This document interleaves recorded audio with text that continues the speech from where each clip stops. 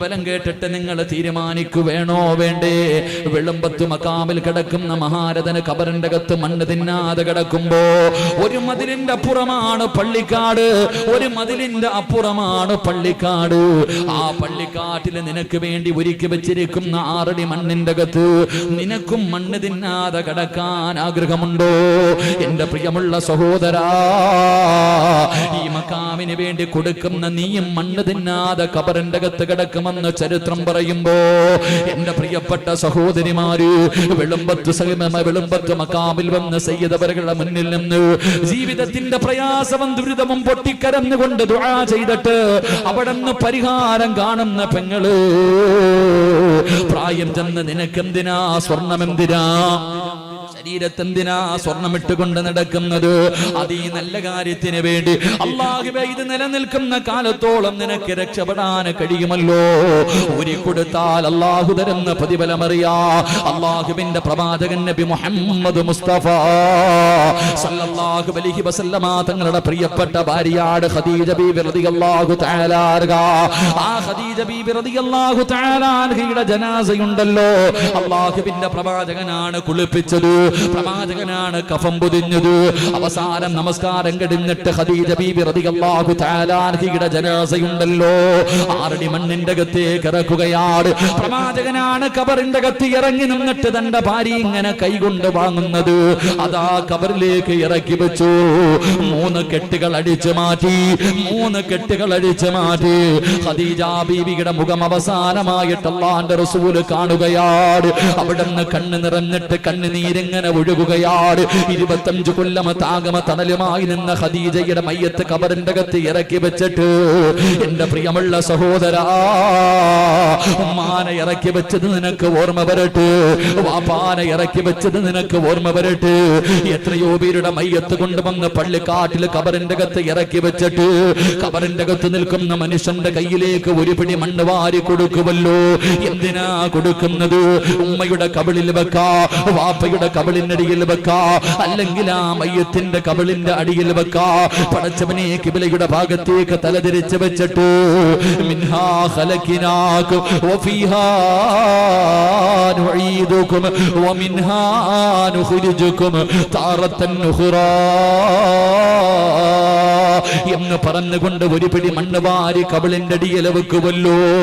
സഹോദരാ, അല്ലാഹുവിന്റെ പ്രവാചകൻ തന്റെ പ്രിയപ്പെട്ട ഭാര്യയായ ഖദീജ ബീബി റളിയല്ലാഹു തആല അൻഹയുടെ കബളിനടിയിൽ വെക്കുന്നതിന് വേണ്ടി ഒരു പിടി മണ്ണ് വാരുകയാണ്. അതാ ഖദീജ ബീബിയുടെ കബളിന്റെ താഴെ മണ്ണ് വെക്കുകയാ. തലതിരിക്കുമ്പോ സുബ്ഹാനല്ലാഹ്,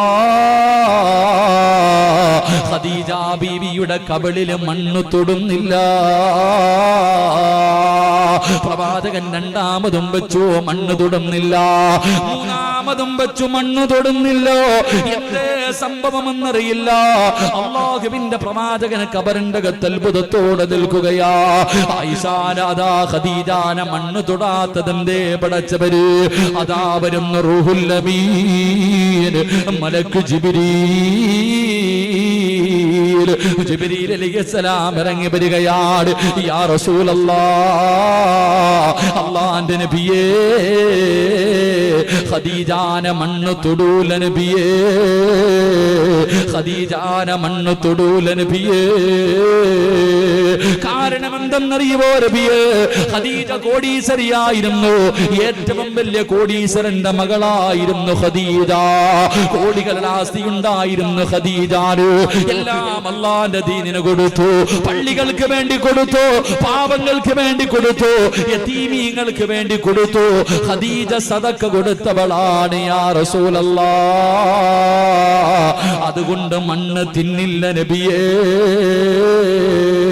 ചരിത്രം പറഞ്ഞു തരുമ്പോ ഈ മക്കാമിന്റെ അകത്ത് കിടക്കുന്ന മഹാരഥനും മണ്ണ് തിന്നാത്ത അല്ലാഹ് ഇഷ്ടപ്പെട്ട വലിയ, ആ വലിയുടെ മക്ബറയ്ക്കൊരു വാതിൽ കൊടുത്ത നിന്റെ ഖബറിന്റെ അകത്തും നിനക്ക് പുഴുത്തു നാറാതെ കിടക്കാൻ കഴിയുമെങ്കിൽ 6 അടി മണ്ണിന്റെ അകത്ത് പുതിയ ആപ്പള കിടക്കുന്നത് പോലെ ലംഘനവുമത്തില്ലാറൂ ഫിർദൗസ്, പുതിയാപ്പള ഉറങ്ങുന്നത് പോലെ കിടന്നുറങ്ങടാ എന്ന് മലക്കു പറഞ്ഞു തരുന്ന ഒരു ഖബറായി നിന്റെ ഖബർ മാറടോ.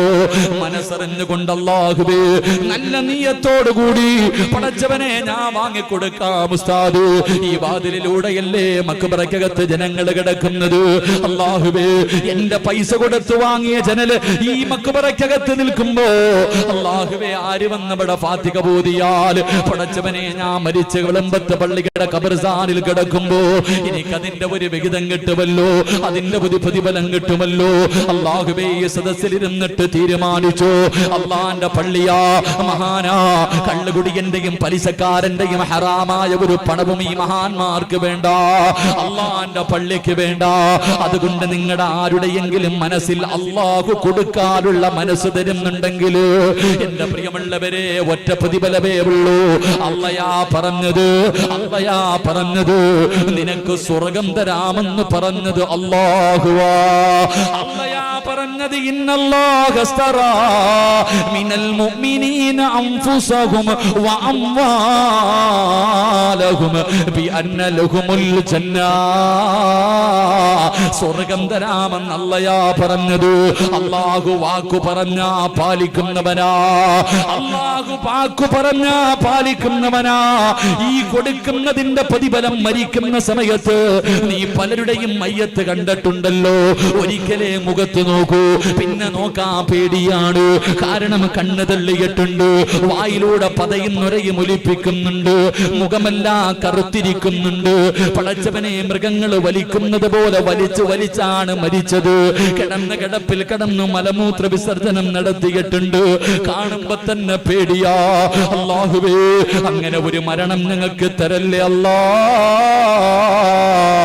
അങ്ങനെ ഒരു മരണം ഞങ്ങൾക്ക് തരല്ലേ അല്ലാ. ഈ മക്കാമിൽ കിടക്കുന്ന മഹാന് വേണ്ടി കൊടുത്താ നിന്റെ മുഖം കറുക്കൂല, നിന്റെ കണ്ണ് തള്ളൂല, നിന്റെ വായിലൂടെ പതയും നുരയും വരൂല, നീ മലമൂത്ര വിസർജനം നടത്തൂല, മൃഗങ്ങൾ വലിക്കുന്നത് പോലെ വലിച്ചു മരിക്കൂല. ഈ മഹാന് കൊടുത്താ മോനെ കാണാ വരുന്നവര് മുഴുവനും നിന്റെ മുഖത്ത് പിന്നെയും നോക്കുകയാണ്. കാണാ വരുന്നവര് മുഴുവനും നിന്റെ മുഖത്തേക്ക് പിന്നെയും നോക്കുകയാ. എന്തൊരു പ്രകാശവാ, എന്തൊരു പ്രകാശവാ, എന്തൊരു പുഞ്ചിരിയാ. കാണുന്നവര് മുഴുവനും പറയുമല്ലാ എനിക്കും ഇതുപോലെ ഒരു മരണം തരണേ അല്ലാ. കൊതിക്കുന്ന മരണം അല്ലാഹു തരും ചെറുപ്പക്കാരാ. ഖുർആനാണ് പറഞ്ഞത്, വഅബ്ശിറൂ ബിൽ ജന്നാ. അല്ലാഹുവിന്റെ സ്വർഗ്ഗം കണ്ടിട്ട് മരിക്കാ, അല്ലാഹുവിന്റെ സ്വർഗ്ഗം കണ്ടിട്ട് മരിക്കാ. ഇനി നീ തീരുമാനമെടുക്ക്, കരുണക്കടലായ അല്ലാഹ് ഇരിക്കുന്നവർക്ക് നീ അതിനുള്ള മനസ്സ് കൊടുക്കണേ അല്ലാഹ്. പടച്ചവരെ നീ ഇഷ്ടപ്പെട്ട സ്വർഗ്ഗത്തിന്റെ അവകാശികൾ നീ തന്നെ തിരഞ്ഞെടുക്കണേ അല്ലാഹ്. ഈ സദക്ക അതിനൊരു സബബാക്കണേ റബ്ബേ. അല്ലാഹു സ്വീകരിക്കുമാറാകട്ടെ. അൽഹംദുലില്ലാഹ്.